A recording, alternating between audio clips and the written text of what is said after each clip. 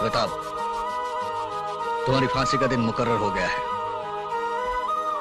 अगर कोई आखिरी ख्वाहिश है तो बता दो, वो भी पूरी कर दी जाएगी। यहाँ ऐसे घुटन सी होती है। मैं इन चार दीवारियों में मरना नहीं चाहता। मुझे वही फांसी दे दो, क्रांति मैदान में, सबके सामने, जहां से इस देश में क्रांति की शुरुआत हुई थी।